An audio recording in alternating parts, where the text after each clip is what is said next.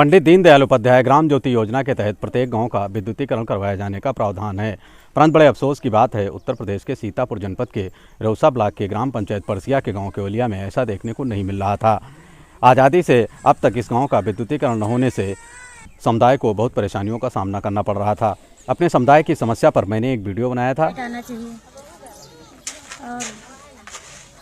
Light की वजह से हमारे गांव में जब शाम हो जाती है तो अंधेरा हो जाता है। अंधेरे की वजह से हम लोग कुछ जान नहीं पाते हैं। गांव में किसी तरफ दिखता नहीं है और बच्चे पढ़ाई लिखाई करते हैं दीपक के उजाले में।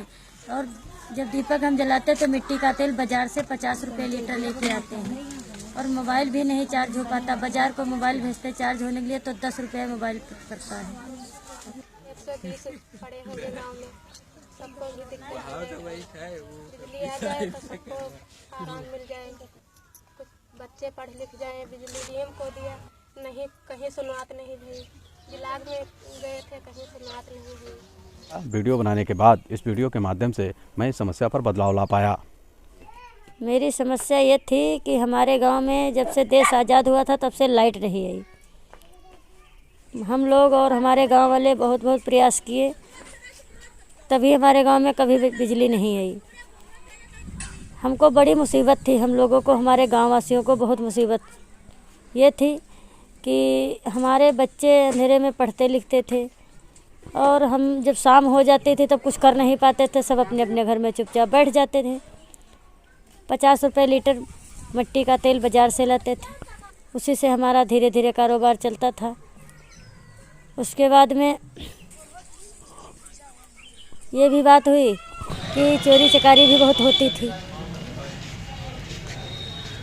और आप जब से आए हमारे यहाँ, एक वीडियो बना करके ले गए। हम लोगों की मुसीबत आप देख के बहुत आप भी परेशान हुए।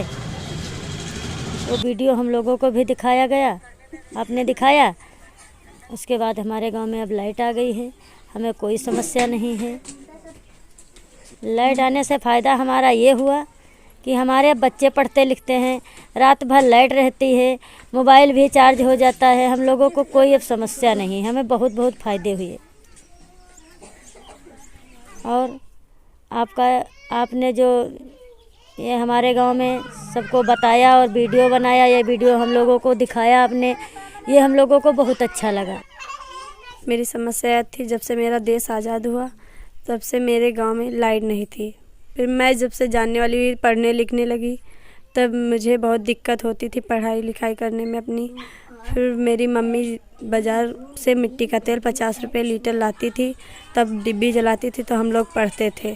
फिर मोबाइल चार्ज करने की अगर समस्या बहुत थी तो मम्मी हमारी बाज़ार को भेजती थी 10 रुपये चार्ज करने के लिए, पढ़ते थे मोबाइल के।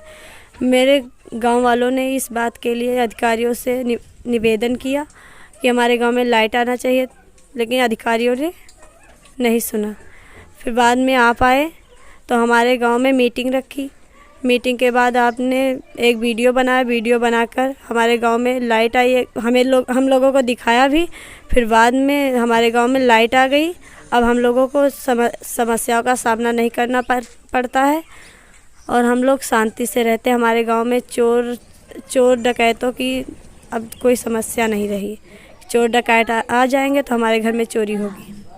हम लोगों को हमें लाइट आने से फ़ायदा ये हुआ कि हमारे घर में कूलर, फ्रिज, पंखा ये सब चल सकता है और हम पढ़ाई भी अच्छे से कर सकते हैं। हमारे गांव में किसी भी तरह की समस्या नहीं है। मेरे इस प्रयास से इस गांव के 120 परिवारों के 800 लोगों को फ़ायदा हुआ और सरकार को 5.5 लाख रुपए के आसपास खर्च करना पड़ा।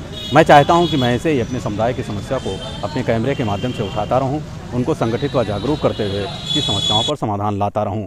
मैं हरिशंकर, सीतापुर, उत्तर प्रदेश से इंडिया अनहर्ट के लिए।